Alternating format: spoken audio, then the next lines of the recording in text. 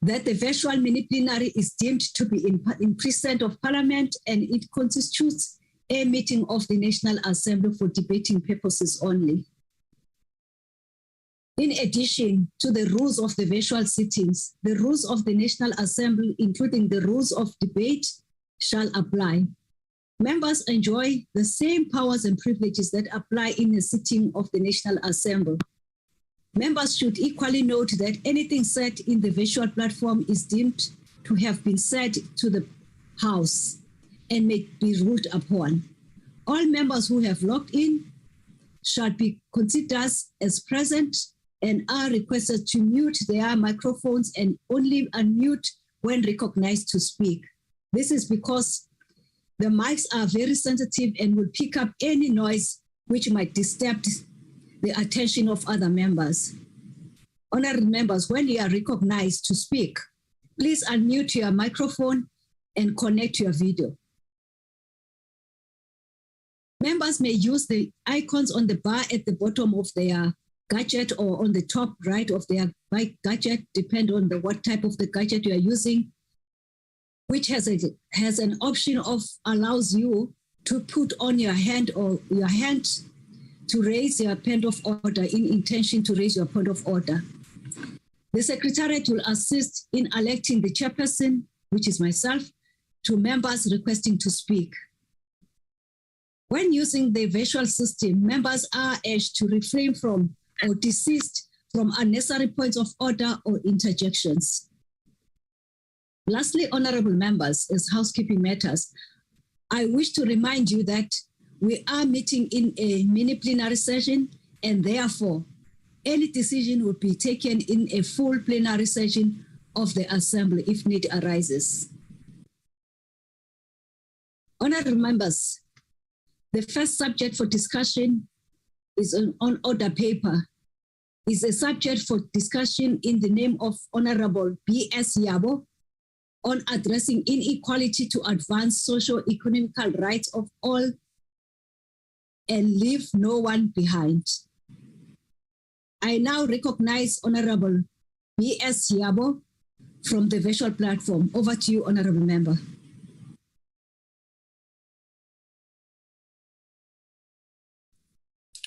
Thank you very much, House Chair. Let me greet everyone on the platform. Yesterday, we celebrated Africa Day, commemorating 59 years since the Organization of African Union was established in 1963, House Chair. The continent of Africa has traveled a long journey since the independence of Ghana from British colonialism in 1957. Since then, country after country in Africa freed itself from colonial rule, including South Africa, which attained its political freedom in 1994. The question then beckons, how far have we traversed from the embryonic state of our fledgling democracy to eradicating what has come to be known as the triple challenges of poverty, inequality, and unemployment today? To respond to that question, we must give an account of the development of our country through the lenses of historical materialism. In 1652, the first European merchants and traders arrived on our shores. With them, a colonial system of the oppression of the natives was established and grew from strength to strength. The legacy of colonial expansion excluded the majority of Africans from exercising their socio-economic rights and access to equal opportunities. This has resulted in deep levels of poverty and inequality in our society. One of the pillars of the democratic South Africa is addressing the injustices of the past.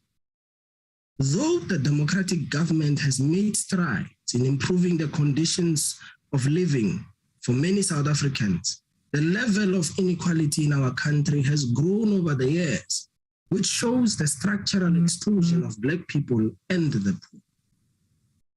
The global measure of the gap between the haves and the have-nots, known as the Gini coefficient, has grown to be the highest out of 164 surveyed countries. The top 10% of the population in South Africa holds 80.6% of financial assets. Comparatively, the figures are 61.2% for Botswana and 65.5% for Namibia. Many households in the bottom 10% have almost no assets and survive largely on transfers from other households or social security. The levels of unemployment amongst the youth are hovering at a staggering 66.5%, according to the fourth quarter labor report of 2021. An urgent paradigm shift is required to turn the tide of the results of over 340 years of colonial conquest around. No one must be left behind. Leaving no one behind means the state should empower the marginalized for self-liberation. Our constitution enshrines the socio-economic rights of all South Africans and places the responsibility on the government to undertake reasonable measures to realize them. For all South Africans to enjoy their socio-economic rights, the state should empower the marginalized to meaningfully participate in the economy. The state should deploy state capital meaningfully and deliberately to shrink the inequality gap. It is this imperative that has ensured that the ANC government places education as an apex priority and provides a safety net to eradicate poverty and ameliorate other deprivations. While the ANC government has created a conducive environment for commerce to be undertaken with ease, the role of the private sector cannot be understated in the creation of jobs. However, both government and the private sector need to have a more symbiotic relationship towards the achievement of what may seem to be divergent goals. Transformative policies need to be supported and implemented where capital, both public and private, is deployed for the reduction of inequality. Inequality must be dealt with in whatever form it rears its head. To eradicate poverty and inequality, the ANC government has placed education as an apex priority, as stated earlier, to increase the level of literacy in our country and to enable South Africans to acquire diverse skills which will enable them to be part of the productive forces of the economy. To leave no one behind, the ANC government has ensured that it realizes the call of the Freedom Charter of opening the doors of learning and culture. Free basic education and fee-free higher education are a humongous progress in removing barriers to learning. Many families have seen their children grow up to attain higher education qualifications despite destitute conditions they come from.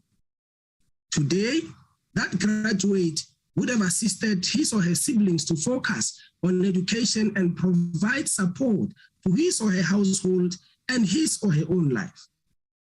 Honorable members, Honorable House Chair, these success stories have become a norm in our society. By empowering the people for self-liberation, their impact on addressing inequality and poverty will likely be high. We need to break the cycle of inequality, which would require the country to equalize opportunities and reduce the disadvantages people face because of their circumstances at birth. It is for this reason that we continue to call for the expansion of higher education to create spaces for the youth who are not in employment or training. Gone are the days when access to educational opportunities was a privilege for a few, but it has become a true public good for all.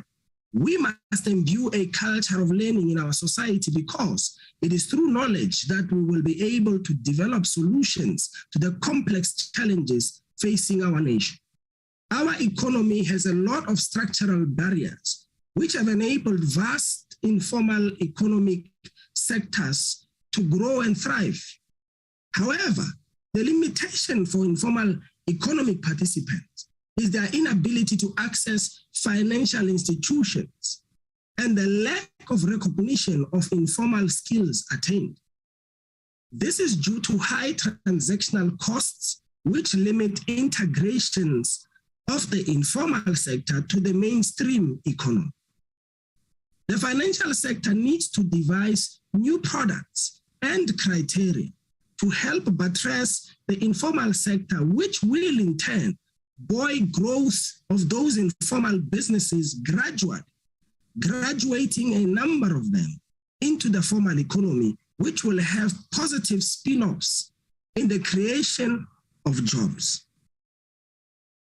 House Chair, it is important for us to realize today that a stable country where peace thrives is important for the economy to grow, is important for investments to happen. Violence has become a rising problem or a rising phenomenon in our society that hinders the socio-economic rights of South Africans. The increase in gender-based violence and femicide and the discrimination against women, people with disabilities, and discrimination against people with a different sexual orientation reflects how people are disadvantaged to live and be treated equally, taking away their human rights.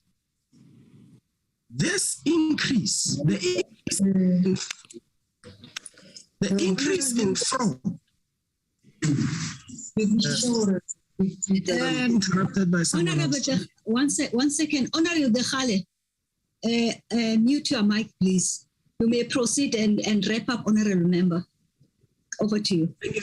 Thank you very much, House Chair. Okay, thank you very much, Honorable Yabo of the ANC. Now I recognize Honorable De Villiers of the DA. Over to you, Honorable Member. Thank you, Chair. Chairperson, in a famous fable about the frog and the scorpion asked the frog to please carry him across a river. The frog looked shocked at the scorpion and said, "That's an absurd idea. I can't carry you over the river. You will just sting me halfway and I will drown." The scorpion countered, "No, dear frog, I will not sting you halfway across the river, because if I sting you, we will both drown." The frog thought about this for a minute and then agreed. And so the scorpion climbed onto its back and they started across the river. Now, as the story goes, halfway across the river, the scorpion did exactly what it said it would not do. It stung the frog. As the frog realized he was stung, he turned towards the scorpion and said, "Why did you do that?" And the scorpion just looked at the frog and said, "It's in my nature." Chairperson, in 1994, South Africa found itself on one side of a river. It was the side of inequality, poverty, and unemployment, and general socio and economic injustice. On the other side of the river stood the land of socio-economic equality, where South Africans would have equal opportunity to rise to their fullest potential. This is the side of the river where the new South Africa wanted to find itself. But to get to our destination, just like the frog, we had to cross a river, vast and dangerous. And for this, we needed a skipper, a captain that could direct our efforts to cross the river. To get to our destination, the skipper had to steer our country in a way that grows the economy, creates jobs, builds better hospitals, schools, roads, dams, and importantly, keeps the lights on.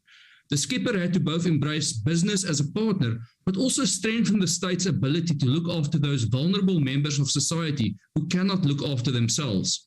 So in 1994, the ANC turned towards voters and said, "We are that captain, the skipper that can get our country across the river." And so in 1994, South Africans trusted the ANC to get us across the river. Chairperson, it goes without saying, the ANC has failed to get us across the river. In the last 30 years, every time South Africans has trusted the ANC to get us across the river, they have stung us, just like the scorpion. The stings are too many to list, but they all carry the same poison, the poison of corruption. As our country was stung 1,000 stings over almost 30 years, we were paralyzed in our efforts and drifted back to the shore of rising inequality, poverty, and unemployment. Chair, the difference between the scorpion and the ANC is, unlike the scorpion, the ANC cannot admit why it is stinging us because it still wants us to trust it. The undeniable truth, however, is that the nature of the organization is corrupt, It is a deeply embedded organizational culture. Nothing illustrates this culture of corruption more vividly than the theft of COVID relief funding after the president promised it would never happen. In the darkest hour of our country's desperate need for COVID assistance, the scorpion stung us because that is its nature. Which brings us to today, Chair. As the world tries to recover after the COVID pandemic, and we see inflation running wild on the back of the Ukraine war, winter is upon our river. The next few years will not get easier. The river will get wilder and it will get tougher to swim and not drown. In 2024, the ANC will again turn towards us and say we cannot get across the river. But Madam Speaker, we have been stung too many times. And in 2024, we will turn towards the ANC as a country and say, you cannot get us across the river because you will sting us. It is in your nature. Thank you, Honorable Member. Now I recognize Honorable Headmaster of the ANC. Over to you, ma'am. Thank you very much, Honorable House Chair, Honorable Ministers, Deputy Ministers, Honorable Members, and fellow South Africans. As we celebrate Africa Month, we are reminded of the difficulties of our forebears had to overcome and the resistance they encountered from foreign powers that had much to gain from exploiting divisions on the continent. We can learn from them the power of perseverance, sacrifice, and dedication, and that an Africa united can overcome the greatest challenges. We mark this Africa Month under the shadow of COVID-19 and the real impact of climate change on our lives and livelihoods. The extreme weather events highlight the importance of mitigating the effects of climate change. We must be more systematic in how we plan for and manage the impact of climate change on our people and the economy. The floods in KZN, Northwest, Eastern Cape have yet again showed us how vulnerable the poor are. This calls on us to double our efforts in transforming our economy and making it more inclusive for all South Africans. The process of structural transformation requires our economy to move from low productivity to higher productivity, and in the process ensure higher value-added activities. We need this to develop our country. We have, however, not made significant progress in transforming our economy. South Africa has made some serious mistakes of deindustrializing prematurely. At the same time, our economy remains highly concentrated and unequal. Some of the structural constraints that continue to reproduce our challenges include, amongst others, the lack of coherence between our skills development policy and our industrial policy, which means that firms tend to privatize the necessary training that merits public provision, which implies a bias against smaller firms. According to the Competition Commission's latest report on measuring the concentration and participation in the South African economy, the number of large firms has grown by an average of 9% from 2012 to 2016. This indicates that there is a poor survival rate of SMMEs in our economy. Yet they are key creators of jobs, and without the increased participation, we may not be able to effectively liberate our people from the clutches of poverty and joblessness. The imperative of addressing high levels of concentration and low levels of participation in the economy extends beyond the Competition Commission to all areas of government and civil society. Regulatory frameworks, licensing processes, and procurement across government directly impact the spread of ownership and opportunities for effective participation in the economy, which will ultimately impact concentration. Some proactive interventions are achievable through the Competition Commission's ability to undertake market inquiries. The Economic Reconstruction and Recovery Plan is driven by the reimagined industrial strategy and places emphasis on master plans as key drivers to attract investment, build capable local industries, and create jobs. Localization has been a key component of the ANC's economic policy to build and protect local industrial capacity. Some detractors have attempted to accuse the ANC-led government of nationalism and protectionism. The state of economic condition dictates that our national interests must precede all others. Many of the world's largest economies, including the United States, China, India, and countries in the European Union, are doing the same, and they are actively protecting and promoting their domestic firms.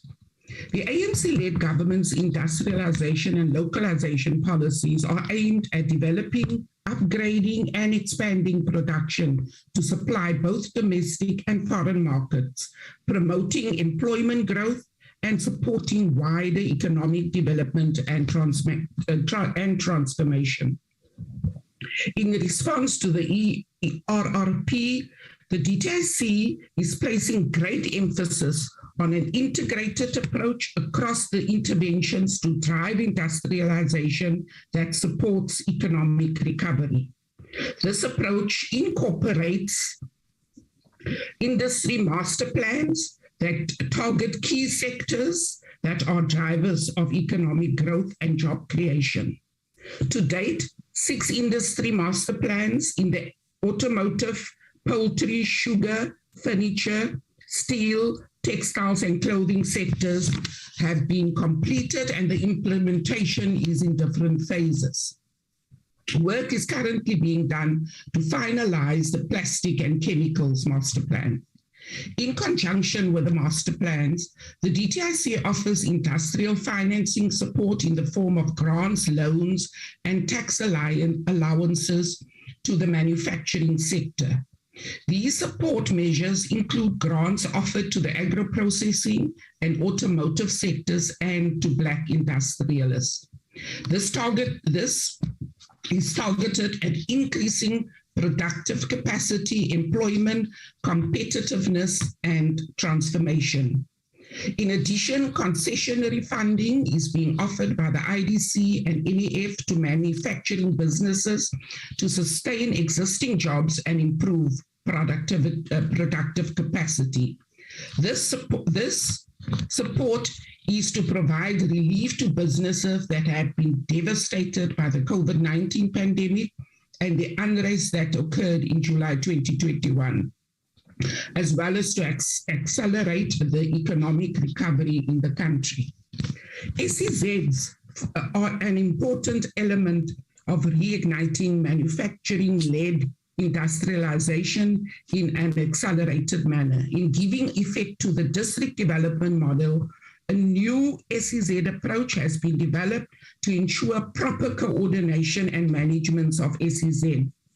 SEZs seek to create a sustainable environment for foreign and domestic direct investment and build sector-based industries which help the South African economy to develop its strategic industrial capabilities.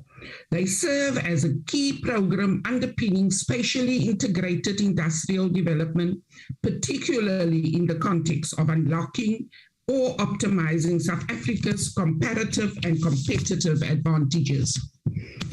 Reviving industrial parks is to promote the decentralization of industrialization to the less economic activity-laden areas such as townships and semi-rural areas. The revitalization program is meant to improve industrial infrastructure which has aged and been vandalized. The South African township economy is estimated at 100 billion rand, and it is therefore essential that industrial parks be the catalyst for the township and rural economy. Work is currently underway with provincial governments to attract investors to settle in these parks and create jobs. To date, 770 million rand has been approved through DTIC's Critical Infrastructure Program Fund for the revitalization of industrial parks in 7 provinces. In conclusion, inequality and poverty remain a threat to the stability of our country, and we ought to address them as a matter of urgency. It is only through structural reform that we will be able to resolve the structural challenges that continue to reproduce themselves. We call on all patriotic South Africans to support the efforts of governments to transform the economy in the interest of our nation. I thank you. Thank you very much, Honorable Member. Now I recognize Honorable Member of the EFF. EFF.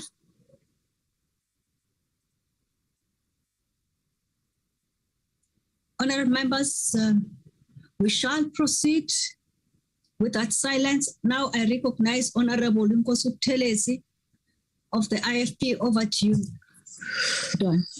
Thank you, House Chair. Kindly allow me to not activate my camera due to having an unstable connection. Permission granted. Calls upon us to improve the quality of life of all citizens and free the potential of each person. Our country is founded on, among others, the values of human dignity, the achievement of equality, and the advancement of human rights and freedoms. Our blueprint for our preferred future, the National Development Plan, aims to eliminate poverty and reduce inequality by 2030. The United Nations Sustainable Development Goals, in particular Goal 10, further entreat us, both as a nation state and a member of the global community, to reduce inequality within and among countries. Yet South Africa faces an uphill battle. Even before the ravages of COVID-19, the July 2021 unrest and the recent widespread flooding in KwaZulu-Natal and the Eastern Cape, South Africa was ranked according to the World Population Review as the country. No, 1 second, Honorable Buthelezi. Honorable members, Honorable, those ones who have got their mics on, may you mute yourself, please. You are disturbing the proceedings. I will come back to the EFF. Proceed, Honorable Member Buthelezi. Thank you, House Chair. Even before the ravages of COVID-19, the July 2021 unrest and the recent widespread flooding in KwaZulu-Natal and the Eastern Cape, South Africa was ranked according to the World Population Review as the country with the lowest level of income equality in the world. We had a Gini coefficient of 63.0 when last measured in 2014. This means that the richest 10% hold 71% of the wealth, while the poorest 60% hold just 7% of the wealth. Additionally, more than half of South Africa's population lives in poverty. What must be done so as to leave no one behind? According to the architects of the NDP, the future we must construct is one where no person lives in poverty and where together we deal decisively to root out the deep inequality that we've inherited. The IFP, as servants of the people, are committed to this vision and to building a just, prosperous, and moral society whose citizens engage with each other on the basis of Ubuntu. As the IFP, we know that what is needed and we will lead by example where we govern. As the IFP, we know what is, pardon me, my phone rang. I apologize, Chair. We need a government that is accountable to the people and that serves with integrity. We need a government that delivers basic services, creates sustainable jobs, provides quality education, and supplies accessible health care. Instead, we have a government that is rotten to the core. If you need evidence of that, just read the Zondo Commission report, which revealed the wide-scale theft and corruption perpetrated by leaders and officials in positions of authority.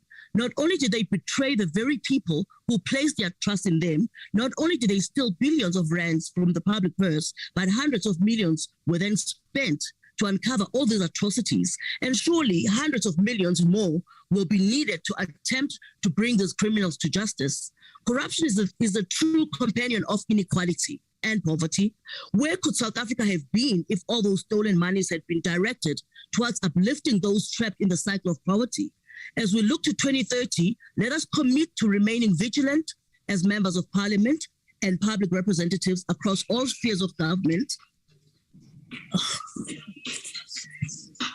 I'm afraid, Honourable Comment Member, and- your time has expired. Thank you very much, Oh. Honourable Member. Thank you, House Chair. Honourable members, we shall proceed. I recognize member of the EFF. Are you now ready? We had your mic on earlier on. EFF, I guess they are not here on the platform. That will proceed, honourable members. Now I recognize Honourable Bishop of the FF Plus. Thank you, Honourable Chair. Honourable House Chair, maybe one should look at the phenomenon of inequality from a fundamental perspective.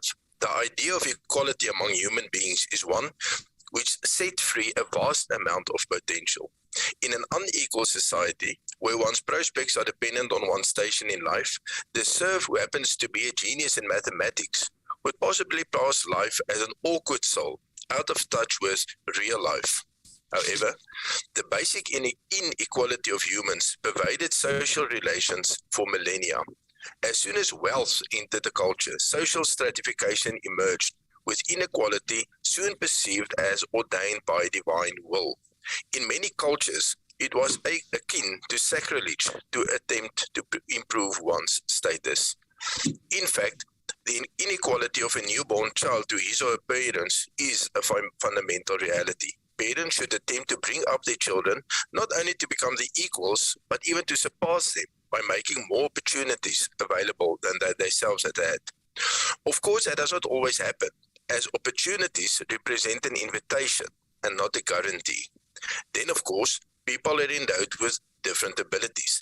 An excellent chemistry professor may be a hopeless pharmacist. Someone who mastered animal husbandry may be awful at business and therefore not a good farmer.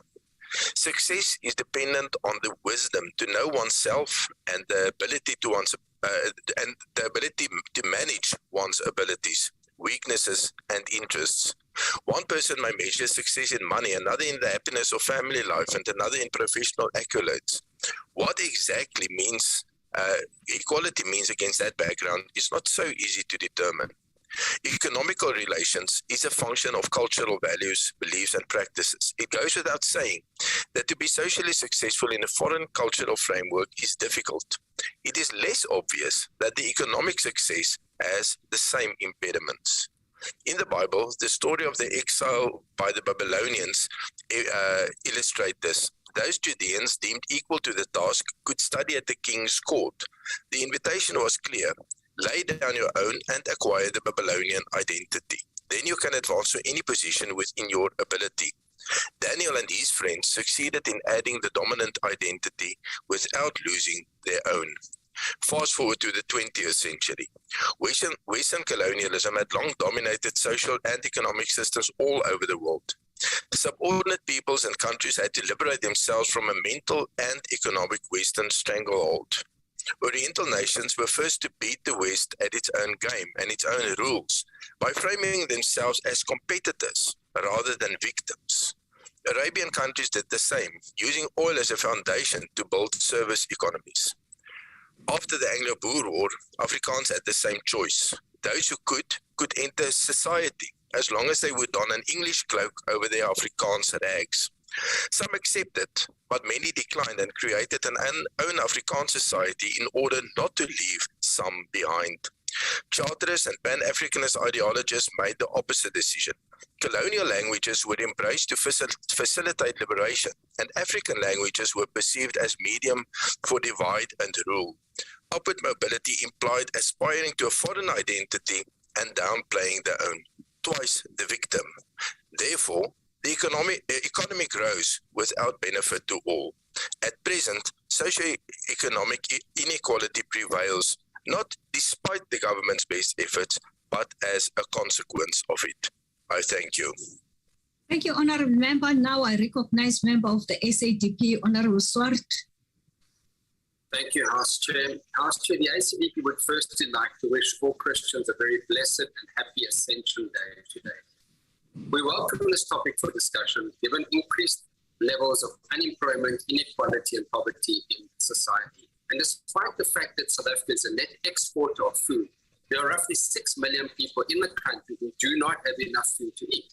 What is even more alarming is that many people, including children, are dying from malnutrition. And while acknowledging the sterling work that many churches and other civil organizations are doing to alleviate the shocking state of affairs, more can and must be done in this regard. The country has, however, and arguably one of the most developed social protection systems among middle-income economies globally. And this is to help the poorest of the poor. The levels of income inequality would have been even higher in the absence of this social protection system. And the temporary extension of the special COVID-19 social relief of the stress grant, though minimal, was widely welcomed as it brought a small measure of relief to the poorest of the poor. Unfortunately, as the need increases, increasing the social protection system, though very necessary, becomes unsustainable over the long term. The ACDP believes that it is only through sustained economic growth that we can create enough jobs to reduce poverty and inequality. Sadly, the country has experienced more than a decade of economic stagnation due to poor policy choices, state capture and corruption. The economy has further been severely impacted by the COVID-19 hard lockdown, last July's rioting, and more recently, the flooding in KZN and other provinces. State capture and corruption has lowered our economic growth potential, made the country fiscally more vulnerable, and severely weakened the capability of the country. It has discouraged investment, both foreign and domestic, and all these issues have contributed to high levels of unemployment and inequality. This can result in tremendous social problems and holds the potential for political instability, as we saw at last year's riots. The high-level panel into riots found that poorly rolled out service delivery and unacceptable living conditions, the state of the economy, and persistent levels of poverty serve to provide the right environment to light the tinderbox that was the incarceration of former President Zuma, that led to many poor and desperate people joining in the looting alongside those more calculating in their objectives and motivation. This is a clear warning to all of us that unless persistent high levels of unemployment, poverty, and inequality are dealt with decisively, last year's riots could repeat themselves. What is required is a concerted effort by government and the private sector to partner in much-needed jobs. Government, infrastructure, power, roads, rails, and harbours, and the private sector, the required investment. Together we can and must do more. I thank you, Vice Chair. Thank you very much, Honourable Member. Now I recognize Honourable Opperman of the DA. Over to you, Honourable Member.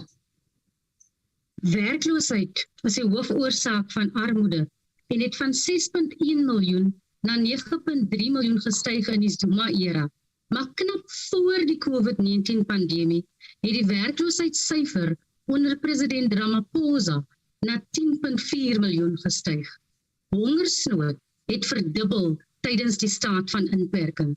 Midde die Grendelstaatperiode het ons verneem dat kaders kospakkies steel, wyl die kinders van Pedi in die Ooskaap wilde veldplante eet om hongerpyne te stil. 'n week gelede is dit onthul dat kinders in Matikwe sand eet van hongerte, maar oor die 22 miljoen rand se vlag word dit gelag. Gaan kyk nou in Kalvinia in die Noord-Kaap, hoe kinders rondkrap op die asgate vir kos en loop sien in die diamantvelde van die Rigtersveld, hoe riviersand geëet word net om vol te voel. Dan praat ons van niemand agterlos nie. Het ons almal hier dan vergeet hoe droë brood en suikerwater smaak en slap mieliemeelpap sonder sout? Wel, 10 miljoen Suid-Afrikaners het nie. Hulle onthou elke dag wyl hulle wag op daai R350 en die ergste hongersnood in 28 jaar ervaar. Volgende jaar sal 18.9 miljoen mense afhanklik wees van maatskaplike toelaas en vanaand gaan 1 uit elke 4 mense honger slaap. So hoera vir Suid-Afrika. Ons is 'n slag nommer 1 uit 164 lande vir die mees ongelyke land ter wêreld. 12 miljoen Suid-Afrikaners ondervoed en 13.7 miljoen het nie toegang tot voedsame kos nie. Hierdie amptelike statistieke sal egter nooit die geleefde realiteit van armoede, hongersnood en die daaglikse stryd om oorlewing kan verwoord nie. Dit is toe nie 'n beter lewe vir almal nie, maar 'n bitter lewe van mislukte geleenthede, verpletterde drome en vermoste potensiaal, want hierdie onbevoegde staat is ryk aan beleid, maar arm in uitvoering. Die COVID-19-pandemie het slegs die swak ekonomiese toestand van ons land kom blootlê. Ons spandeer meer as wat ons kan bekostig en die ekonomiese groeikoers is al vir meer as 'n dekade laer as 'n menorah-lemmetjie. Die hoofredes waarom die gaping tussen die wat het en die wat nie het nie vergroot, is 'n kwart eeu van onvoldoende groei, 'n onbevoegde regering wat na 30 jaar totaal vasgevang sit in die apartheidsnalatenskap, wat boonop vererger is deur 'n dekade van staatskaping, kaderontplooiing, 'n oorinvloedryke vakbondsektor en 'n geweldige vaardigheidstekort. Daar is nie 101 dinge nodig om hierdie ongelykhede aan te spreek nie. Die DA het 4 vinnige voorstelle. Lok meer kapitaal na die reële ekonomie waar welvaart geskep word, eerder as herverdeel word, besnoei die staat se loonrekening drasties, desentraliseer magte en dienste, insluitende vervoer, elektrisiteit en polisieering en skort beswarende arbeidswetgewing op wat dit bemoeilik om mense aan te stel. Ons benodig nie onvolhoubare hand-tot-mond informele werk nie. Ons benodig die soort groei wat op alle vlakke ervaar word. Eers dan kan ons praat van niemand agterlaat. Ek dank u. Thank you, Honourable Member. Now I recognize Honourable Sheikh Imam of the NFP. Is there point of order? I don't see the hand on the platform. As the EFF chair you called earlier, I had connection problem. Okay, but next time you must raise your hand so that I can recognize you. Thank you Allow very me much, to, okay, we'll come back to you because I've already called upon Honorable Sheikh Imam of the NFP. You'll follow him and be ready. Honorable Sheikh Imam. Thank you for that, House Chair. I'm about to speak on the other side as well. But let me start off by talking about the issue of advancing the socio-economic rights of all our people. Yes, indeed. If you look at the socio-economic condition,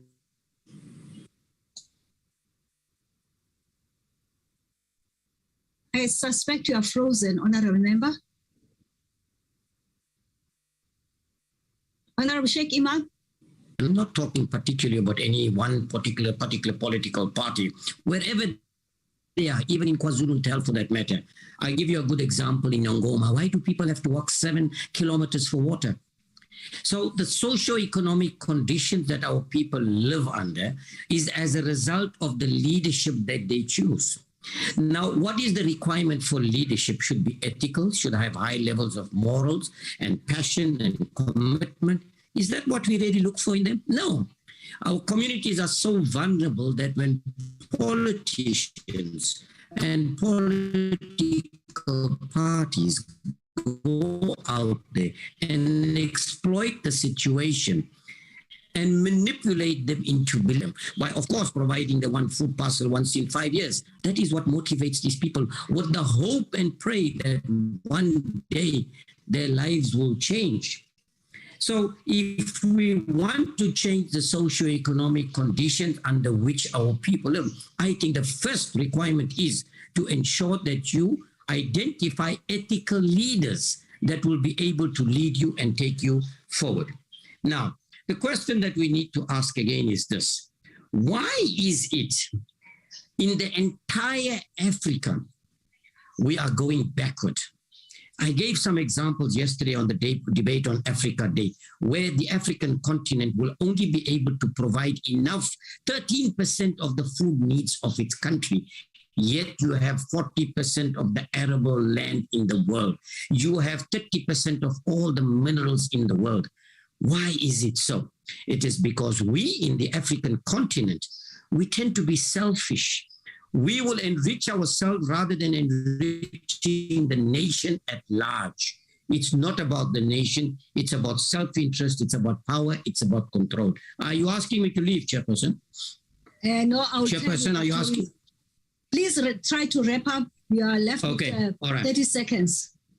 All right. In order to improve the quality of life of our people and to bridge that gap, I think we need to provide quality education. In order to provide quality education, we need to have conducive learning areas like the schools and the infrastructure infrastructure and things, which we are having great difficulty.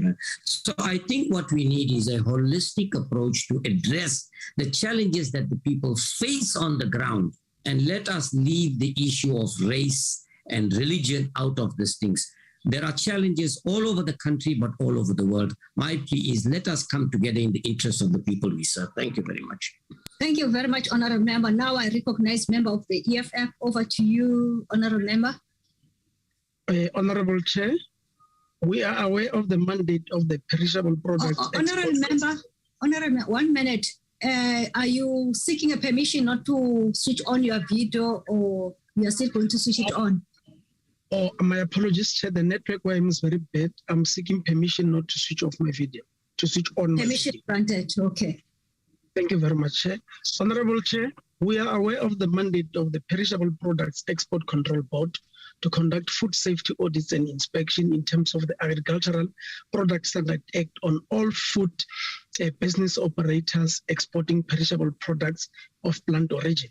Despite that, it is self-funded company and does not receive a parliamentary grant, but generates its own revenue through fees and levies charged. It has generated a total revenue of 487 million during the period. It is the only entity of the Department of Agriculture, Land Reform and Rural Development that has maintained clean audit outcomes for more than 13 successive years. Its work is commendable, and we encourage the entity to continue with its good work. And the Honorable Chair, also on the District 6, because Chair, is that this year marks 56th anniversary of the District 6 being declared whites only area under Apartheid Group Areas Act. This must be the very last and final year of which Parliament shall have a debate about a yet to be completed process of bringing our people back to the land which rightfully belongs to them. There is excitement about the settlement of all the District 6 land claims and celebration of the completed units. Frankly, as shown below, it took years to get to where the process is, and there are still people waiting for houses to return to the District 6. The return of land victims and descendants of people who were forcibly removed from the only place they called home in District 6 is long overdue. This is almost 2 decades of waiting. Whilst the settlement of all claims is noted and appreciated, it is the finalization of the District 6 that we are concerned about. District 6 is not finalized. It was reported that 954 residential complex for the remaining old order claims will be developed in 2 bills. That too must be finalized. The delay in finalizing of the District 6, as shown in the committee report, resulted in extending the completion date from the end of 2023, which is with an estimated cost of 1.5 billion. That too must be finalized. Must be finalized, the Honorable Chair. Now, let's cut this unnecessary extension and ensure that the people occupy the land and houses built for them and restore their sense of pride and dignity. The EFF supports.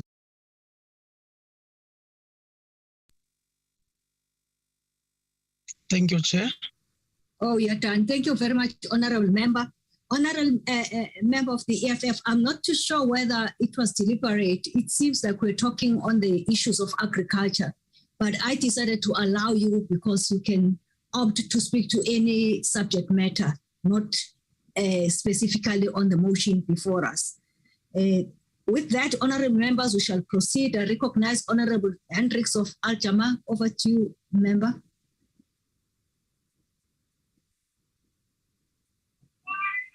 Honorable Hendricks, it seems like Honorable Hendricks is not on the platform. We shall proceed. I recognize Honorable Zeki of the ANC.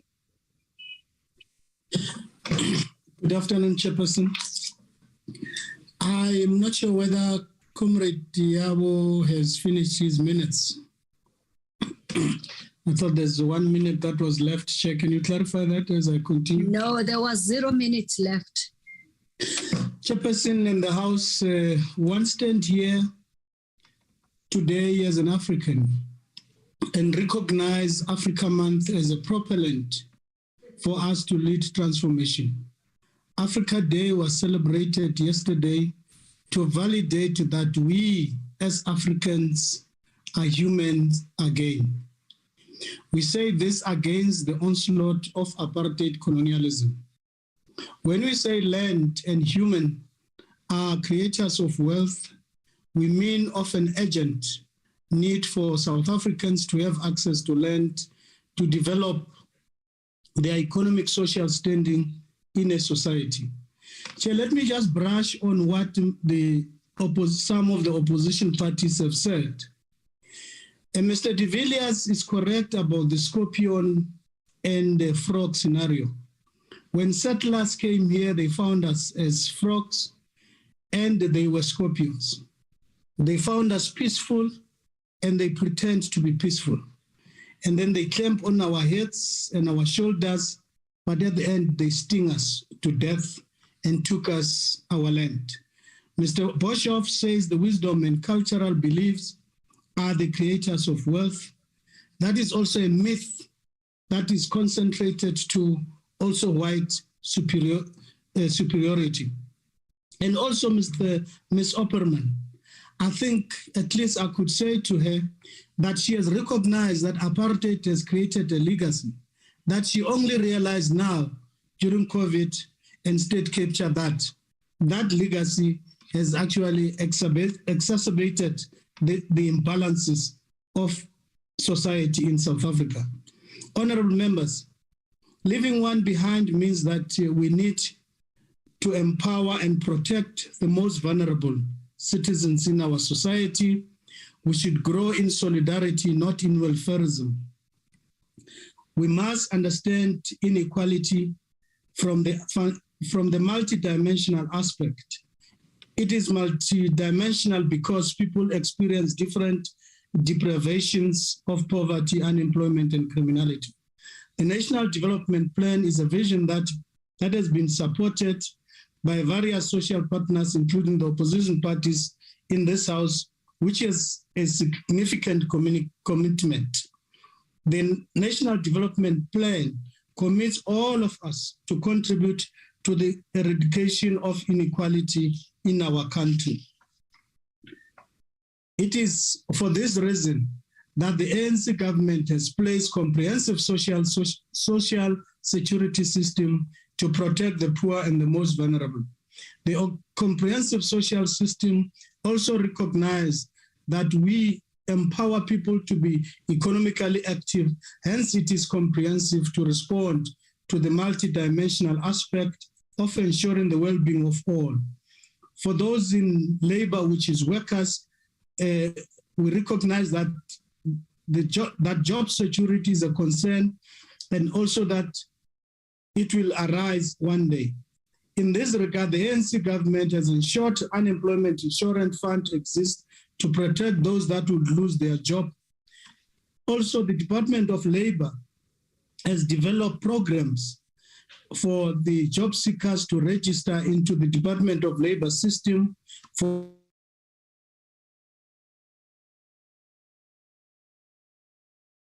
them not to travel long distances and save their fares. As a government of the people, we should learn from COVID-19.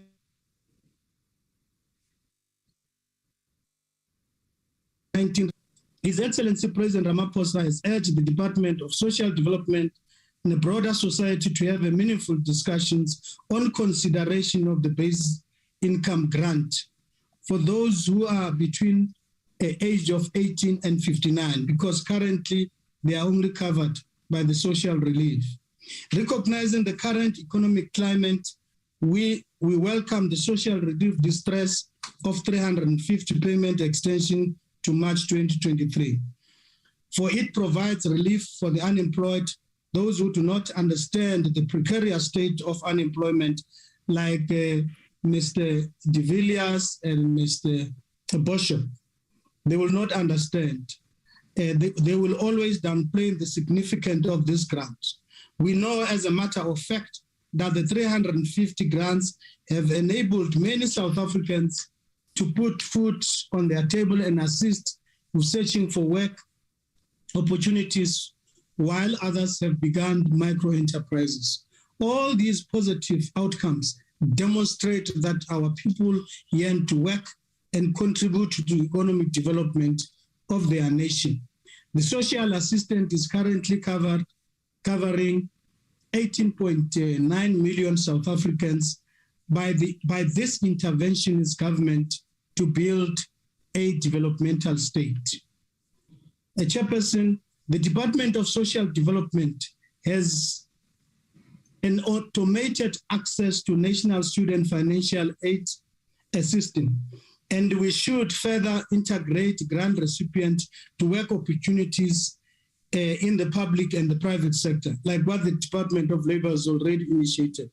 Our comprehensive social security should be underpinned by a developmental approach of self-liberation of individuals and communities.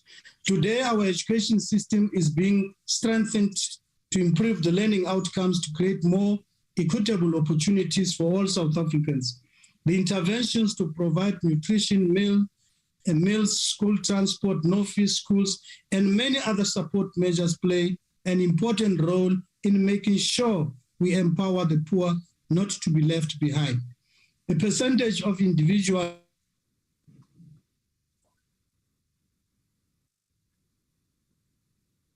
who have an education decreased from 11% in 2002 to 2.9% in 2020, while those with at least a grade 12 qualification increased from 30% to 50% in the same period. This is what we call a tangible progress. The African National Congress government spends 59% of its national budget on the social wage to alleviate poverty. Honorable members, the African National Congress is committed to building a developmental state which must take reasonable measures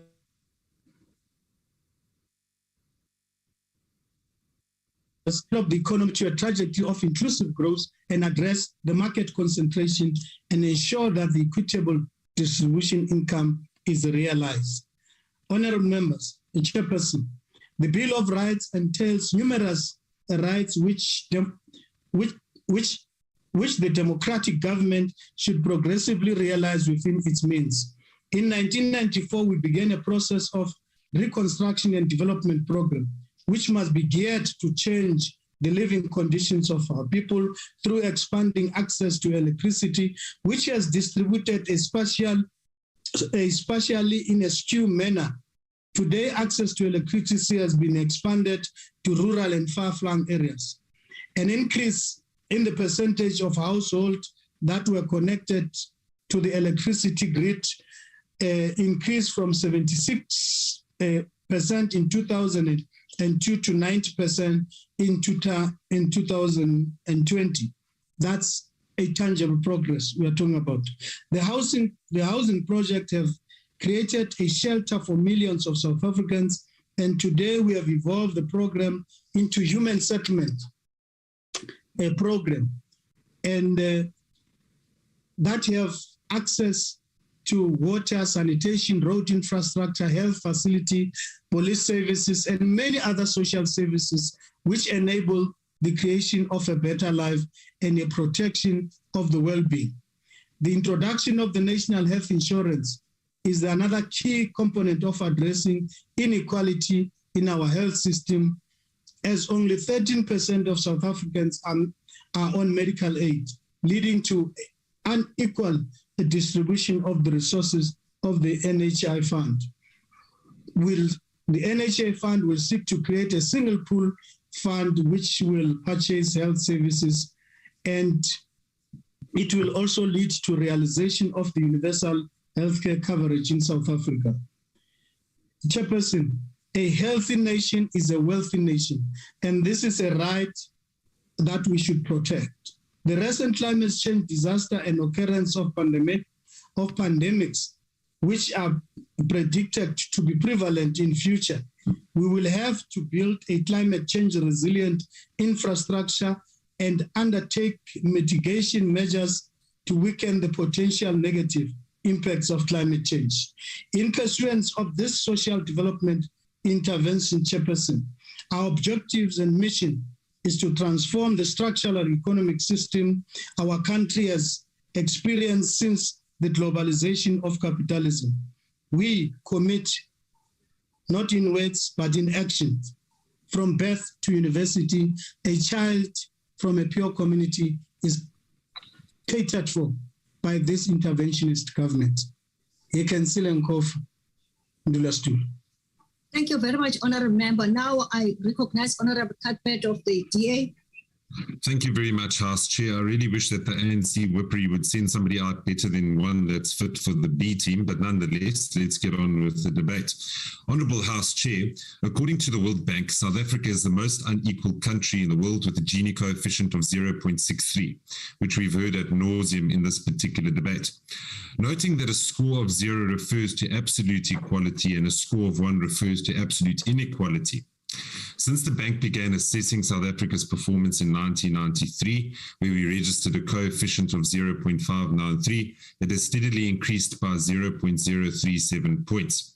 As jarring as this sounds, House Chair, South Africa has become more unequal under the democratic dispensation than it was at the end of apartheid.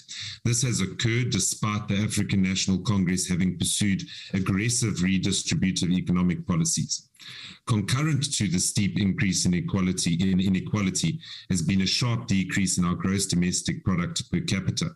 According to Stats SA and the local publication Business Tech, while South Africa may have largely avoided headline GDP decline over the years of economic hardship, prior to the pandemic on a per capita basis, citizens have been getting poorer. This means that economic growth has been struggling to keep up with population growth, as GDP per capita decreased in 2020 to a level last seen in 2005. So consider both of these metrics together, and you will realize that the same government who professes to fight against the triple challenges of inequality, poverty, and unemployment has made our citizens, regardless of race, both considerably more unequal and substantially poorer. In these types of debates, there's never a moment's honest reflection from the governing party benches as to the role they have played in leading us towards the proverbial cliff. Instead, we'll hear how settlers, minorities, capitalism, the global north, immigrants, viruses, and every other imaginable excuse under the sun are responsible for the omnishambles we find ourselves in. There is no country in the world that has achieved high levels of socio-economic development without generating sustainable levels of economic growth first. Yet the ANC are intent on splitting up the existing pie in the hope that it will solve the stubbornly high levels of inequality that persist. Simply put, this requires a lot more than redistribution of taxes collected from an ever-shrinking tax base. It requires a steadfast commitment to key reforms such as cheap and reliable energy supply, investment in new and the maintenance of existing infrastructure, access to quality basic and higher education, prudent fiscal management, and market deregulation and trade promotion. The brevity of these reforms is no ways an attempt to be reductionist or simplistic, House Chair. However, it is well documented that this is the basic policy formula that has been replicated time and time again to create a prosperous society. So my suggestion to the ANC members in this House, drop the pretense, acknowledge your failures, and embrace the reforms that are required. It is universally accepted that the only way citizens can realize their socio-economic rights is through a growing economy and not feeble attempts to further split the existing pie. I thank you, House Chair. Thank you, Honourable Member. Now I recognize Honourable Yabo to close the debate. Over to you, sir.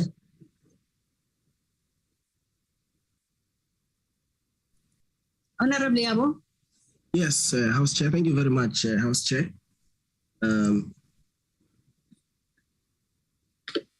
Honourable House Chair, the track record of the ANC for building a capable developmental state with the vision of growing the economy while ensuring equality is unquestionable. The ANC remains a parliament of the people with a pragmatic grasp of workable solutions.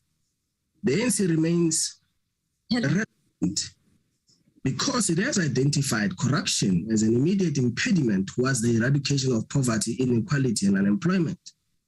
The ANC government is on course to dealing with the increase in fraud, crime, and corruption. This malice has resulted in many citizens and entrepreneurs being negatively affected as corrupt individuals in our society, whether be it in the private sector or the public sector, extort funds from them at worst hinder them from exercising their economic rights, thus disadvantaging the economic participation of many at the grassroots. In July 2021 unrest in KwaZulu-Natal and Gauteng has displayed the negative impact of poverty, unemployment, and inequality on economic development as economic activity was disrupted and economic facilities destroyed because of the desperation of the people. The recent unrest can only demonstrate to us the urgency with which we need to prioritize closing the inequality gap, eradicating poverty, and creating jobs. A further delay in addressing these triple challenges together will further put us on the precipice of an unstable and uncertain footing for the future. Peace and stability are a prerequisite for investment in any functional and thriving economy. Poverty and inequality do not breed social values espoused in the Constitution, which respects the rights of all. Though we cannot justify the level of destruction we witnessed, the fact of the matter is that the triple challenges were a causal factor in one way or another in the unrest we witnessed. More than 60% of the youth in our country is unemployed, and this youth bulge is an immediate challenge for stability in our country. We are on an unstable path as a nation, and to create a better future for all, we need to empower the marginalized Black majority. The ANC government needs to take bold decisions for the future to leapfrog this country's economy into double-digit growth that creates jobs.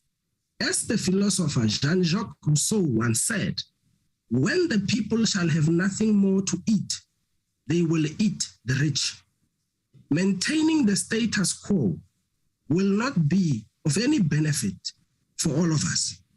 A more equitable distribution of per capita income and wealth is the only logical way forward to create a peaceful and stable country. I thank you, Chair.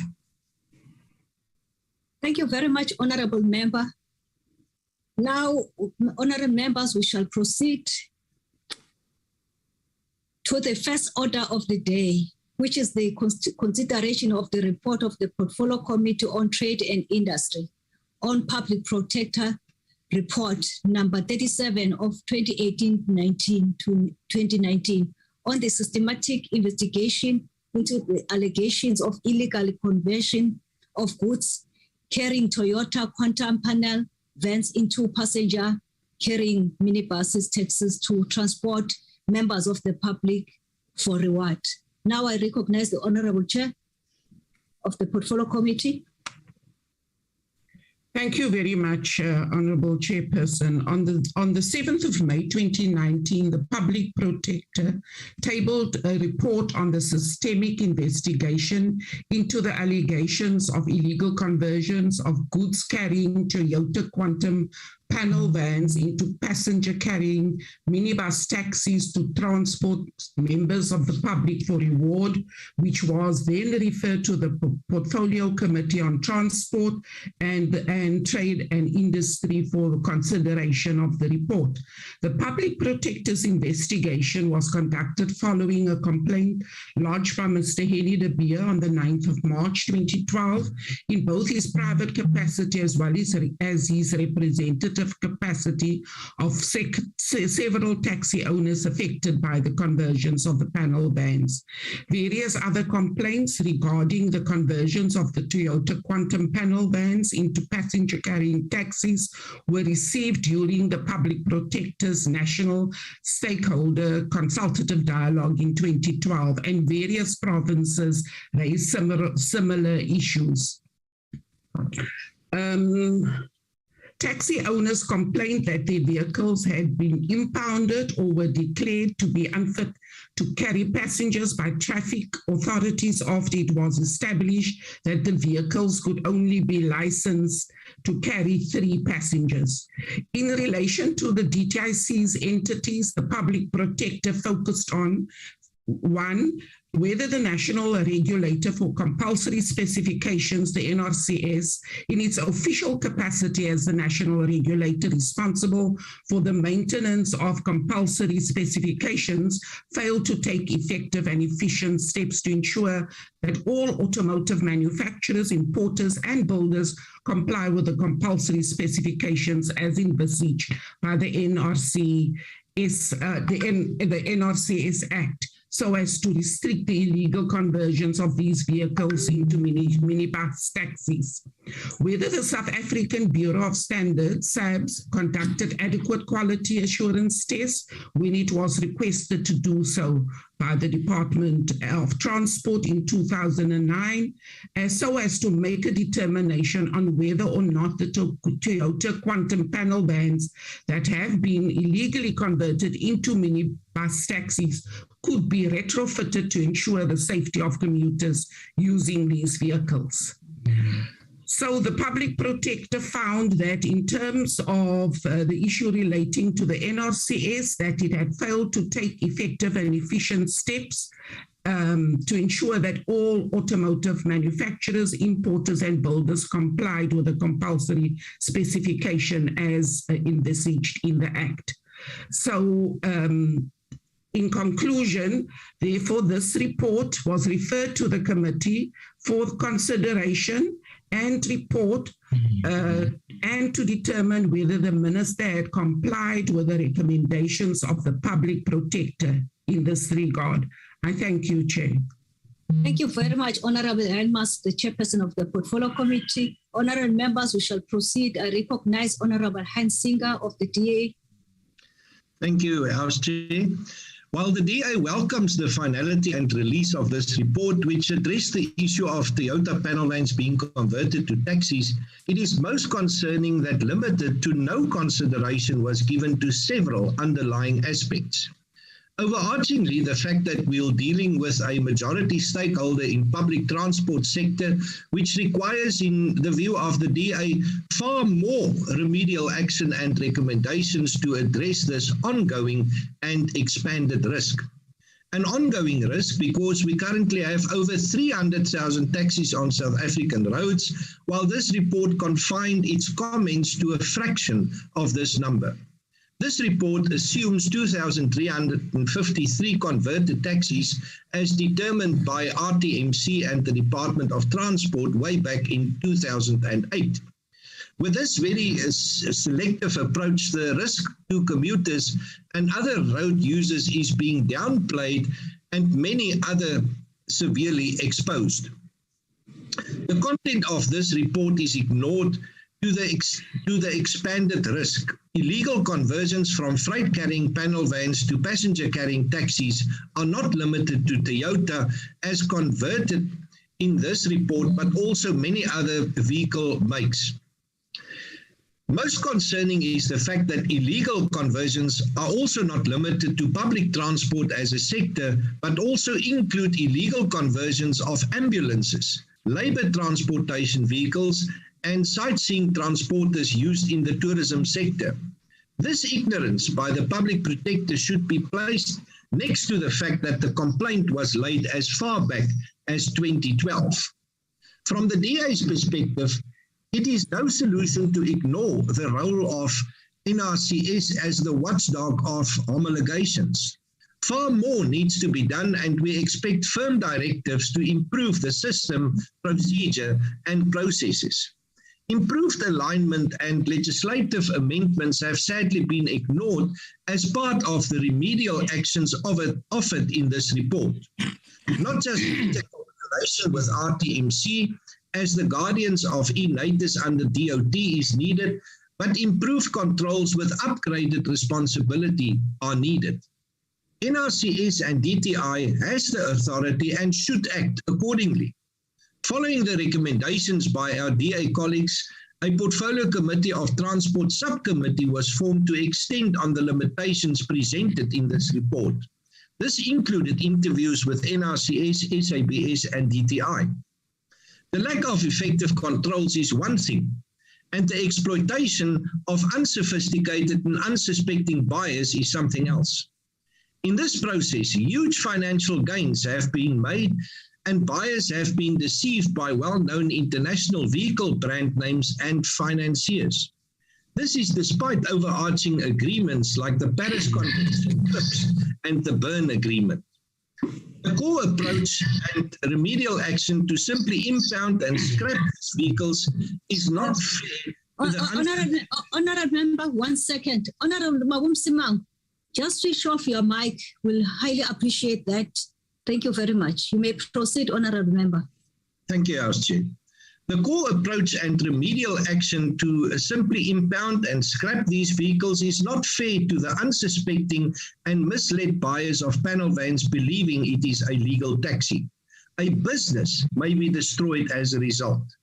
How could one ever think that it was fair to impound a vehicle that someone had bought, not knowing that it was an illegal conversion? How could it be acceptable to replace a vehicle with nearly R500,000 with 129,000? Fair compensation is needed, and yes, these vehicles should be removed from the road, some of which have been described as death traps in the media. What should have been addressed in the contravention of what should have been addressed is the contravention of the principles of duty of care, the regulatory failure and the failure of government systems, and the variety of exploitations which disappointingly have not been addressed at all. The problem also extends to the role of the banking ombudsman, consumer protection, application of national safety regulations, and vehicle financing, all of which were not addressed at all. The Office of the Public Protector had done its duty by delivering this pocket-sized 136-page report, but no satisfactory service has been done to the industry, least of all to the people. I thank you. Enkosi, Honorable Member, I will recognize the member of the EFF. As I do that, I will request Honorable Mahlaule then to proceed with the proceedings of the day. Over to you, EFF. Thank you very much, Chairperson. Thank you very much, Chairperson. Sorry about that. The Chairperson, the EFF notes and welcomes the report from the Public Protector and the remedial actions that they must take effect. Now, these findings, Chairperson, show a bad state of the entities of the Department of Trade and Industry. It was not surprising because for years, the Department of Transport lacks leadership because it also have useless and ineffective minister with talk but no show. It is a very cursed and bewitched, the department itself. Now, these findings by the public, the protector, they also paint a bad picture on the NRCS. We must put this into context. NRCS was advised. Honorable Choko. It was yes, ma'am. My apologies. Yes, Honorable Khadeb, your hand is up.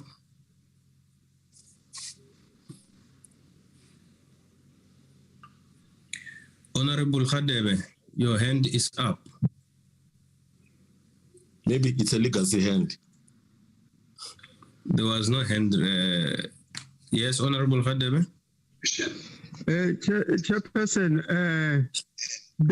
I'm rising on Rule 84. In the past, the issue of calling a member of parliament useless was declared unparliamentary. Thank you, Chair. The white community.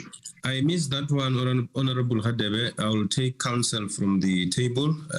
Can you proceed, Honorable Chwago? No, thank you very much. It is clear for me that the NRCS was advised by the vehicle manufacturers that the quantums were not suitable for conversion into taxis. They were advised.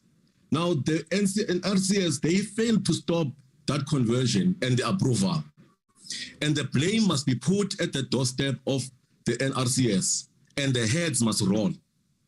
Now, also these findings, Chairperson, they paint a bad picture about the integrity of SABS, which is supposed to be controlling our standard.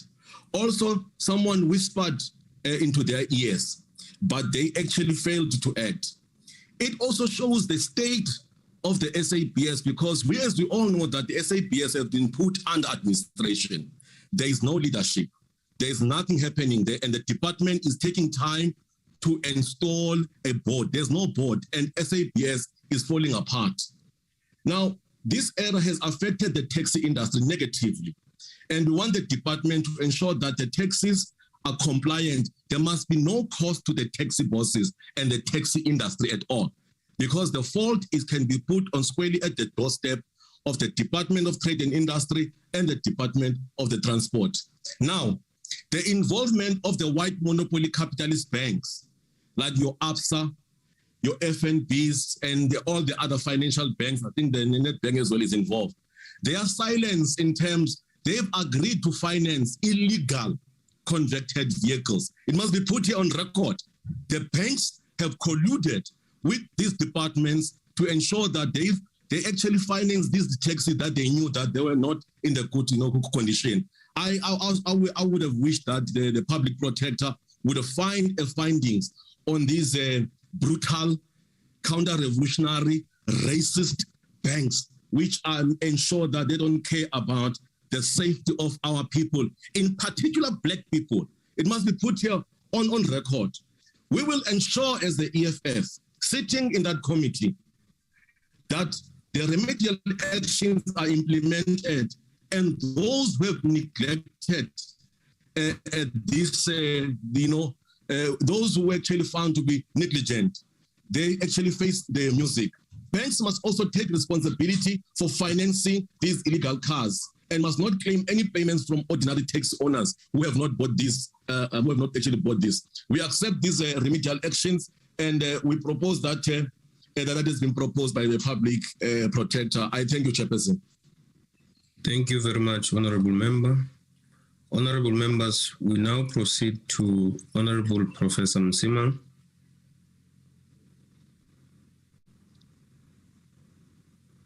Honorable Msimang, if you could unmute.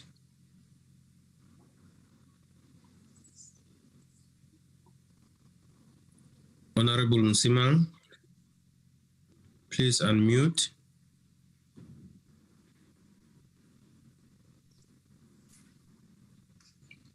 Sorry, two. Thank you, Honorable. Arising from Public Protector's investigation and subsequent report into conversion of goods carrying Toyota Quantum panel vans into passenger carrying minibus taxis to transport members of the public for reward, and specifically whether the minister had complied with remedial actions determined by the public protector, the IFP is of the position and opinion that compliance with the findings of the public protector is binding until set aside by a court on review, and therefore compliance in terms of remedial action is mandatory. Initially, there appeared to be some confusion as to which entities such remedial action was directed. After subsequent intervention by the Department of Trade and Industry and interactions with Portfolio Committee on DTIC, it was agreed that despite lack of clarity by the findings by the public protector, but in the spirit of cooperative governance, the remedial action would be implemented. The DTIC and Minister facilitated the creation of a memorandum of understanding that formalized the areas of cooperation and collaboration between the NRCS and the SABS. Chairperson, this is a good example of a solutions-oriented approach by the DTIC instead of challenging the remedial action determined by the public protector and thus delaying attending to the problem. The DTIC and its entities involved are now working towards formally structured MOU in respect of areas of cooperation, collaboration, and information sharing. The IFP supports the committee report, and I thank you, Honorable House Chair. Thank you very much, Honorable Msimang. Honorable Mulder. Thank you, Honorable House Chair. The National Regulator for Compulsory Specifications, as an agency of the Department of Trade, Industry and Competition, has indeed an important role to play in promoting public health and safety, environmental protection, and has failed to comply in this instance. The mere fact that 2,353 legally connected or converted panel vans has been discovered in 2008 already, and that it was allowed to transport passengers on South African roads as modified taxis without adherence to standards and quality controls is unfortunate. A large number of these taxis that are on the streets are posing a serious threat to the well-being of South Africans. Chair, the Freedom Front Plus welcomes this long overdue intervention, the report of the Public Protector, and expresses his concern that it took more than 12 years since the existence of these specific vehicles were discovered to get to this stage of the intervention. Minister Ibrahim Patel should take urgent and effective steps to harness and foster better and effective and more efficient working relationships between the National Regulator of Standards and the South African Bureau of Standards. Thank you, Chair. Thank you very much, Honorable Mulder. The next speaker will be Honorable Madimacha.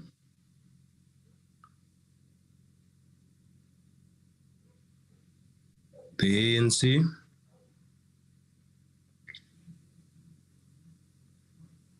Honorable Madimacha.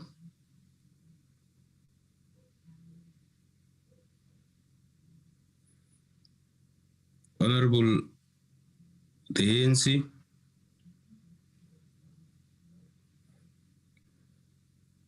Honorable members, that concludes the debate on this report.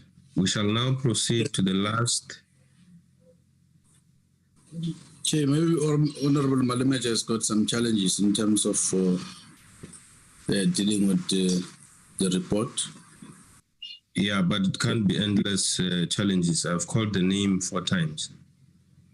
Yeah, it's Honorable Mbuyane. Can you come? Yeah, I think of coming in, Chair. Thank you. Yes, proceed. Chairperson, thank you for the opportunity. Chair, the African National Congress believe in the safety and protection of the South Africans, as these are continually embedded imperatives necessary for the growth and transformation of our society. As the African National Congress, we plead with the intervention by the Department of Trade and Industry and Competition in responding to the remedial action of the Protector regarding the illegal conversion of minibus taxis. The SAPS and NRCS are entitled with a mandate to assist local industry production, export of local products, and protect the public for unsafe products that may be placed in the national market through testing and inspection. The role of these entities is essentially in the implementation of our localization policy, which ensures that all industries meet the necessary quality checks needed for industrial competitiveness. Although not direct or adverse findings were made against the department and its 2 entities, South African Bureau of Standards and the National Regulator Compulsory Specification, has, in the spirit of cooperative committed government, attend to the remedial action of the Public Protector as it relates to the DTIC and its entity to improve its services to the people of South Africa. The department has since facilitated a process where the entities concluded a memorandum of understanding as a result of the OMOMNU, the Joint Working Committee comprising representatives of both entities, and was established to manage cooperation and consultation on matters dealt with by both entities, implements mutual agreement, program and project, and share information. The essence of the MOU between the two entities to ensure a cooperative relationship between the two entities is enhanced.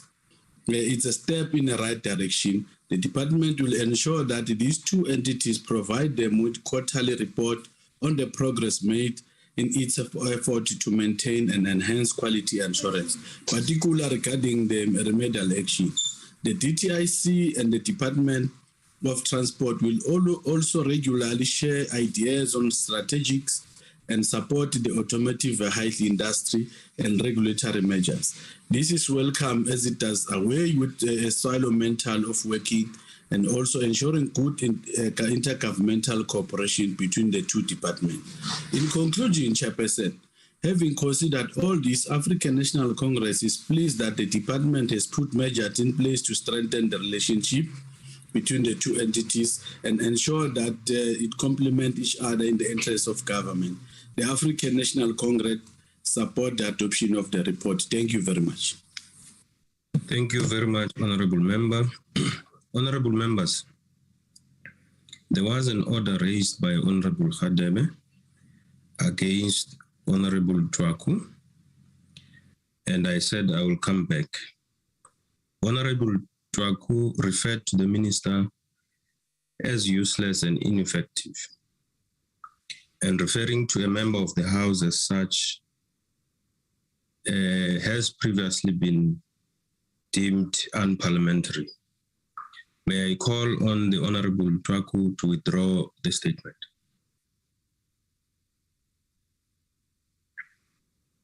Honorable Twaku.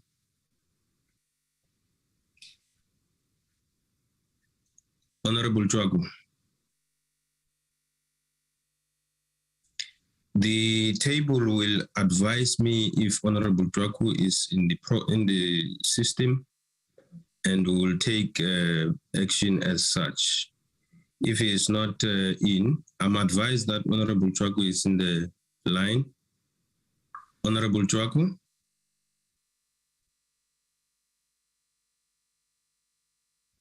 Honorable Twaku. The table staff, can you please remove Honorable Twaku from the system? Thank you very much. That concludes the debate on this report. We shall now proceed to the last order of the day, which is the consideration of report of Portfolio Committee on Agriculture, Land Reform and Rural Development on oversight visit to Perishable Product Export Control Board and District 6, Western Cape Province on the 29 March and 1 April 2022, report of the Portfolio Committee on Tourism on Transformation Charter in Tourism Sector. I will now recognize the Honorable ZMD Mandela. Greetings, Honorable Chairperson, honorable members, fellow South Africans. The Constitution of the Republic of South Africa is the cornerstone in the launchpad to the creation of a national democratic society based on the principle of non-racism, non-sexism, and united in our diversity. We have in our country 3 arms of state based on the provisions of our constitutions. The 3 arms of state enjoy the separation of powers, and it is expected that one arm of state must not encroach on the other arm of state. Cooperation between all 3 arms of state is essential in order to realize our developmental goals and meet the aspirations of our people in terms of transforming the structures of our society and for creation of a just, inclusive, and equitable society. Within this context, honorable members, Parliament has an important role to play towards the eradication of the triple challenges of poverty, unemployment, and inequality faced by millions of our citizens. Honorable Chairperson, on the 29th of March and the 1st of April 2022, the Portfolio Committee on Agricultural Land Reform and Rural Development went on an oversight visit to the Perishable Products Export Control Board and to the District 6 Housing Development, respectively. Our visit to Ppecb was to strengthen and enhance the committee's oversight role on the public entity reporting under the Department of Agriculture, Land Reform and Rural Development, and to better understand their challenges in terms of agricultural export market industry. The Ppecb is one of the agricultural public entities responsible for the provision of independent quality certification and cold chain management services for producers and exporters of perishable food products, and importantly, it performs inspections on food safety services. At the Ppecb, we took note of the following. The Perishable Products Export Control Act is under review. Ppecb is self-funded and employs about 1,000 people. Through the Agricultural Export Technology Program, Ppecb educates and trains young people on the export value chain. Our biggest export destinations are the European Union, Asia, and the Middle East. On our visit to the District 6 development is one of the flagship projects of the Department of Agriculture and Rural Development and Land Reform.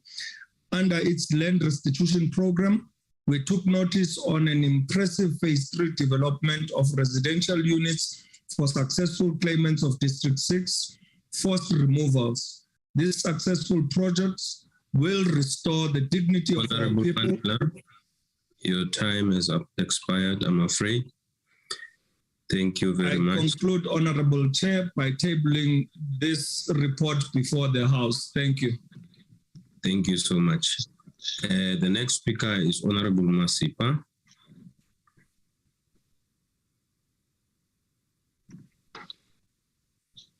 House Chairperson, the Perishable Products Export Control Board is constituted and mandated in terms of the Perishable Product Export Control Act number 9 of 1983 to perform cold chain services. It conducts inspections and food safety services under the APS Act of 1990. In the export industry, this institution is recognized as an approved third-party country under the European Commission Regulation 543 of 2011. Therefore, this agreement renders the South African inspection systems as equivalent to that of the EU inspection bodies, and therefore ensures less frequent checks at the port of import into the EU. Chair, allow me to outline some of the key services being provided by Ppecb, as we commonly call it. The Ppecb ensures that importers' goods are of sound quality and adhere to the technical equipment specifications, hygiene standards, product conformity, and temperature requirements of the importing country. Further, the Ppecb provides exporters with inspection and approval of equipment such as containers, specialized reefer vessels, and cold stores, monitoring loading processes, and the en route temperature management of the produce. House Chair, Ppecb found itself as the only institution under this department, Agriculture, Land Reform and Rural Development, with clean audit and fit for purpose leadership. The board of Ppecb is well constituted with members from the industry. However, the biggest threat of this world-class institution remains the poor ports infrastructure and the ANC government policy. The bill that we sitting before Parliament, Upper Bill, is also creating a threat for this particular institution. The Upper Bill will lead to some exporters not being able to export or disappear completely.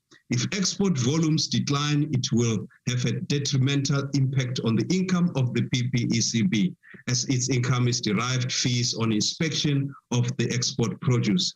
The bill will also have a potential negative impact on the long-term planning of Transnet on increasing efficiency of the container terminal, which handles fresh produce in the ports, such as planning such, planning is based on increase in export volumes. The industry have a figure of 35% increase in fruit export volumes by 2030. If the bill goes through, this percentage will be reduced, again, to the detriment of the sustainability of the industry, especially smaller and emerging exporters. The DA urges the committee of the members of the Agricultural Land Reform and Rural Development to hold all harmful bills to agriculture and to the economy at large. House Chair, regarding our oversight visit to District 6, we witnessed the work of the land claims commissions. After a long wait, at least 48% are eligible to move into their homes. The committee was informed that 52% opted for financial compensation. A concern to be raised with this House is while the ANC government dragged its feet, many of the original claimants have passed on without realizing their lifelong dream of moving back to their roots. Claimants have complained bitterly about the quality of the first two phases of housing, so much so that the facilitation of District 6 Development Trust was terminated and phase 3 was facilitated by the Rural Infrastructure Development branch in the department.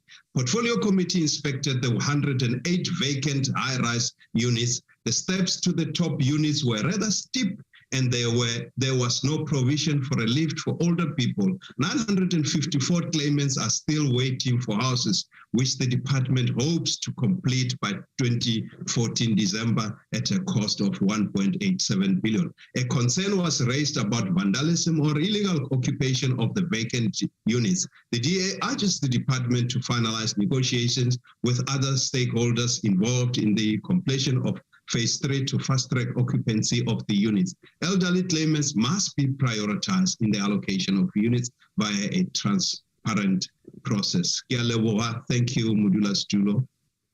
Thank you very much. The EFF. Thank you very much, House Chair. I can request a permission in order to turn on my video due to network. Please proceed. Thank you very much, House Chair.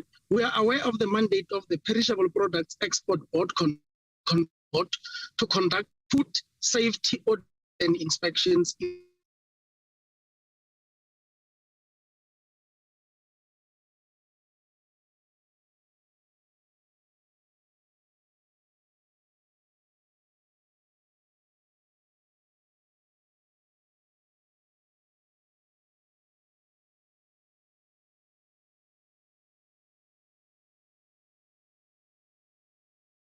only entity of the Department of Agriculture, Land Reform and Rural Development that has maintained clean audit outcomes for more than 13 successive years. Its work is commendable and we encourage the entity to continue with its good work. Honorable House Chair, this year marks 56th anniversary of the District 6 being declared a whites-only area under Apartheid Group Areas Act.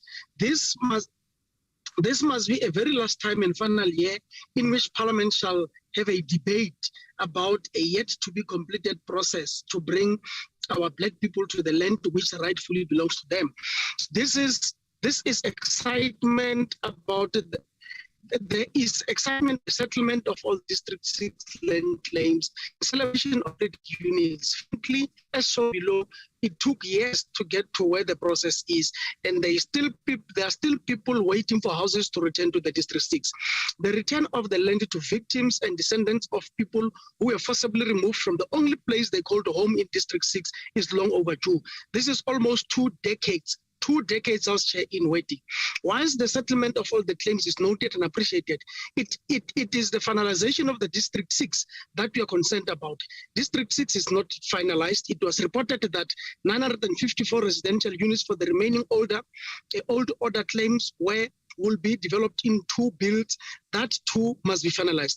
The delay in the finalization of the District 6, as shown in the committee report, resulted in extending the completion date to the end of 2023, estimated to the cost of 1.5 billion, to December 2024, estimated to the cost of 1.87 billion. Let's cut this unnecessary extension and ensure that people occupy the land and houses built for them and restore their sense of pride and dignity. The EFF supports this report. Thank you very much, House Chair, in the House. Thank you. The next speaker will be Honorable Sithole. Thank you, Honorable House Chairperson. Honorable Chairperson, I'm reading this report on behalf of Inkosi Ppecb, because he's the main members of this portfolio committee. Honorable Chairperson, it remains of vital importance that perishable food products export from South Africa are of the highest quality and great for our country to compete successfully in global markets. In today's difficult trade climate, and when taking into account the added pressure has pandemics such as COVID-19 and the increasing event of national disaster created, it is critical that we integrate supply chain science into our perishable food export supply line, especially as regard cold chain management. Parliament, through the Portfolio Committee, has extremely important responsibility to ensure that entities such as the Perishable Product Export Control Board are not only compliant with national standard, but also with internationally accepted best practice in South Africa, is to retain a competitive edge in the perishable export supply market. The oversight visit additionally provide Portfolio Committee members with greater insight and understanding into the operational environment of the entity, as well as its current strength, weaknesses, opportunities, and threats, conditioned as part as well as challenge faced by inland producers in transporting their produce to market must be prioritized for attention by the department and the Ppecb. We are also pleased to note that in meeting customer demand for the Ppecb is focused on becoming more customer-centric and is embracing technology, increased efficiency through digital information transformation. Strategic projects which include the self-funding agriculture sport technology program for youth, women, and leadership program, which is funded in cooperation with AgriCell, CETA, and development programs on people with disability are to be employed as they ensure equality opportunity for all South Africans. Of concern, too, as the smallest amount of South Africa fruit is exported to the continent. This market must receive greater impetus. The IFP do support the report. Thank you very much, Honorable Chairperson. Thank you, Honorable Member. The FF Plus. Thank you, House Chairperson. Chairperson, I'll read this declaration on behalf of the Honorable Brett. Chairperson, the Ppecb is what is right in this department. So they do not wait for the department to instruct or assist. They have clear-cut goals, plans of action to get there, clear financial savvy, and a focused team that all work together to do the same goal. They are self-funded, 32 national offices that service 1,492 activity points. Its strategic projects include the self-funded Agricultural Export Technology Program for Youth, Women in Leadership Programs that is funded in collaboration with AgriCETA and the Development Program on People with Disabilities.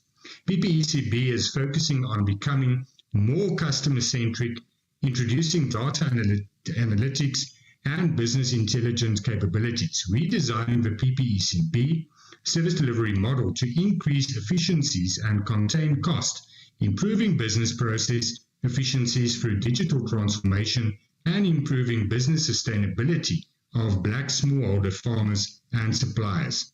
They do, however, face challenges, not of their own making. Conditions at ports and some harbours are negatively impacting the Ppecb's inspection personnel. The need for investment on agriculture and rail infrastructure in light of the challenges that they are facing are mostly located in remote areas of the country, also remains a challenge. The committee's recommendations clearly speak to the challenges faced by the Ppecb, and hopefully will see the Minister and her department take responsibility for what needs to be done to improve not only the ports and harbours, but also accessibility to the export market and youth involvement in the industry. Voorsitter, niemand was verbaas dat die herontwikkeling van District 6 met stampe en stote uiteindelik in die hof beland het nie. Dit was ook nie 'n verrassing toe verskeie eisers hul noodgedwonge tot die portefeulje komitee gewend het nie. Die District 6 werksgroep en ander applikante wat die Departement van Landbou, Grondhervorming en Landelike Ontwikkeling hof toe geneem het, was net op soek na 'n plan en tydlyn. Soos oudergewoonte het die departement die mense vir wie hul moed veg geval. Die besoek aan fase 3 van die ontwikkeling het getoon dat daar vele leemtes met die huise, geboue en hul omgewing is, omdat die geboue nie in 'n toestand is vir persone om hul intrek te neem nie. Is 'n sekuriteitsmaatskappy aangestel vir tyd en wyl. Die bedoeling is baie edel, maar verkoos net geld terwyl die mense ly. Die herontwikkeling van District 6 en al die probleme wat tot dusver ervaar is, herbevestig die silo-benadering van verskillende vlakke van regering, wat niemand baat nie. Die aanbevelings van die komitee is eintlik voor die hand lig. Dankie, meneer professor. Eers 'n hofsaak moes wees. Ek dankie. Thank you. Dankie. The next speaker will be Honorable Hendricks. Thank you very much, Honorable House Chair. Hot on the heels of the Deputy President's visit to fast-track restitution in District 6, it was amazing and welcome that the Portfolio Committee also visited a week later. Thank you very much for this report. 2 envoys of the governing party was engaged by Al-Jamaa with regard to restitution, memorialization, and nomination of District 6 as an international heritage site. Now, why an international heritage site? That is simply to remind the world not to practice forced removals and demolishing of houses, which was the heart of apartheid. Now they call it spatial development, but that is just an apartheid construct. Comrade Jeshu Duarte, the first envoy to come and see Al-Jamaa in Cape Town, wanted to get South Africans and international visitors to see a large empty site of prime land as they drive on Nelson Mandela Drive and Phillips Kusana Drive, to remind them that wonderful people lived on that site but were forcibly removed. I reminded the second envoy that we visited in Johannesburg, Comrade Jeff Radebe, of this vision. Many of these wonderful people were resistance fighters like my mom, and I was 9-year-old then taking Gogas to visit their sons on Robben Island. The Minister of Agriculture and Land Reform, co-academic of Achima Feji, lived in our safe house in District 6. Judge Philip Bam was arrested on the field next to Rochester Road where I live. Here is the street in District 6 that the judge was arrested. Judge Desai, who worked in my mom's kitchen to feed the resistance fighters, gave an undertaking on Nakba Day that he will continue to remind the world of atrocities committed in Palestine and District 6. So there is hope that forced removals and demolishing of houses for oppressive and occupational reasons will come to an end all over the world. Yesterday we greeted one another Happy Africa Liberation Day.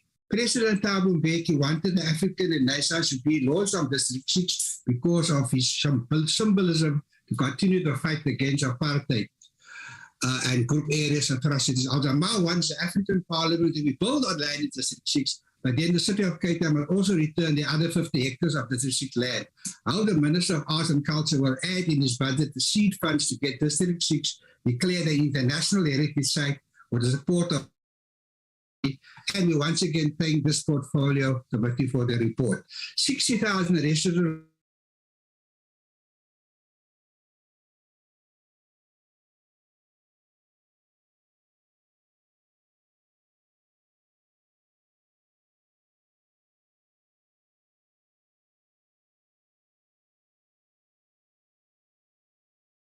will also tell Parliament why a unit in District 6, 4 million rand was paid for that unit, and it could be built for just 400,000 rand.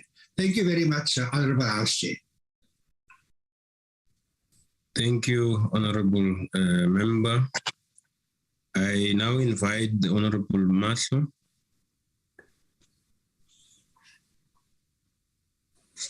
Honourable Chairperson, Honourable Ministers and Deputy Ministers, Honourable Members of the House, members of the media, fellow South Africans. Honourable Chairperson, on the development of the agricultural sector will not only mean the growth of our democratic economy, but will also speak expansion of our export market. The Perishable Products Export Control Board contribute directly to this success, to the success of this goal. The African Continental Free Trade Area Agreement provides our agricultural sector with viable economic opportunities for expansion and for the creation of million jobs opportunities referred in our NDP, the National Development Plan. Given the complexity and the sophisticated of the agricultural export market, there is absolutely need for our effective regulatory framework for the Agricultural Export Produce Agency and practice. It is for this reason, for the medium-term strategic framework spoke of a review of the inhibiting standards on the South African goods agricultural practice and global gap in order to enable the smallholder farmers to participate in the democratic and global economy. As much as we are very impressed with the African National Congress, I mean the ANC, with the performance of the Ppecb, we are equally concerned with some of the challenges faced by the entity. Those include conditions at our ports and some harbors that we have that are negatively impacting on their inspection work, and the needs for investment in agriculture, rail infrastructure in order to stimulate agricultural activities by smallholder producers. It will be a key issue that is needed to be taken into consideration. Located mainly inland and in the remote area of our country, like Bochum. The need for investment in agricultural trade, in agricultural infrastructure cannot be overemphasized this time. We need to make sure that we deal with that. The development of District 6 residential area is a painful reminder of the history in this country. And it is also evidence that the ANC-led government is committed towards our land restitution program. As we speak, we would like to reiterate that the extreme importance of continuous communication with the beneficiary of District 6 during the phase 4 of this program.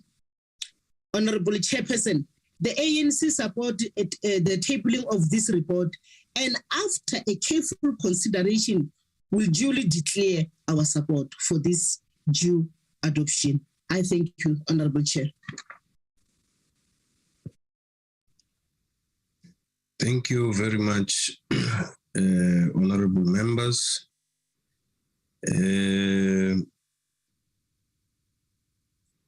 I must inform you that Honorable Twaku attempted to come back.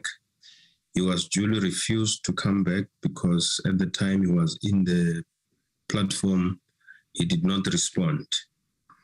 That concludes the debate and the business of this virtual mini-plenary session. The mini-plenary will now rise. Thank you very much.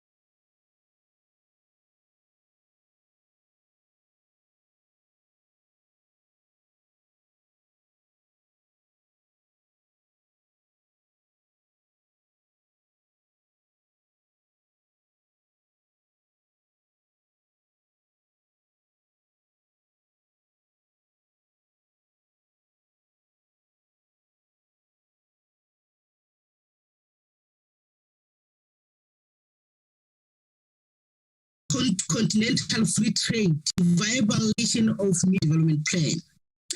Given the complexity and the regulatory frameworks, additional conditions stimulate agricultural trade, led government of this report, and after a careful consideration, will duly. At the time he was in the platform, he did not respond. That concludes the debate and the business of this virtual mini.